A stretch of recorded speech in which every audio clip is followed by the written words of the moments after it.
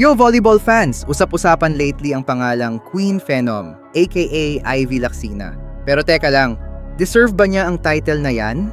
I-compare natin siya sa OG Phenom na si Alyssa Valdez. Let's go! Alam na natin to. Kahit itanong mo pa sa nanay mo o sa kapitbahay mong mahilig sa volleyball, kilala nila si Alyssa Valdez. Ilang taon na siyang nasa scene, pero hindi pa rin siya nawawala sa eksena. Puso? Check. Leadership? Check. Skills? Double check. Kumbaga, siya yung tipong hindi lang malakas pumalo, kundi kaya ring dalhin ang buong team sa tagumpay. Kahit saan mo siya ilagay, UAAP, PVL, SEA Games, automatic threat. Kaya naman, kahit ilang rising stars pa ang lumitaw, si Alyssa pa rin ang GOAT para sa maraming fans. Fast forward to 2024 and here comes Ivy Lacsina.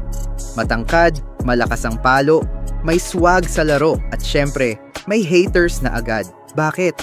Kasi nga naman, tinatawag siyang Queen Phenom. Pero teka, sino ba nagbigay sa kanya ng title na yan? Deserve ba talaga? Well, stats don't lie. Nakikita naman natin na may ibubuga siya.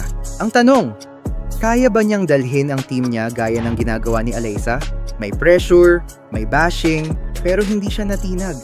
Ang Queen Phenom name niya, parang double-edged sword, pampalakas ng confidence pero panghatak din ng bashers.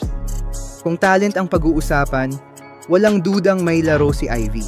Pero ang malaking tanong, siya na ba ang susunod na Alyssa Valdez? Dito nagkakaiba ang opinyon ng fans. May nagsasabing masyado pang maaga para ikumpara siya kay Valdez. Kasi wala pa siyang napatunayan sa level ng OG Phenom. Pero may iba namang naniniwala na si Ivy ang future ng PH Volleyball. At natural lang na may swag at confidence siya sa laro. Eto na nga, dahil sa Queen Phenom hype, ang dami ring nag-aabang na mapahiya si Ivy. Kapag di siya nag-deliver sa laro, ayun na, may memes agad. So may binatbat ba si Ivy? Yes. Pero next, Alyssa Valdez na ba siya? Hindi pa. Iba ang legacy ni Alyssa at matagal bago may makahabol sa level niya.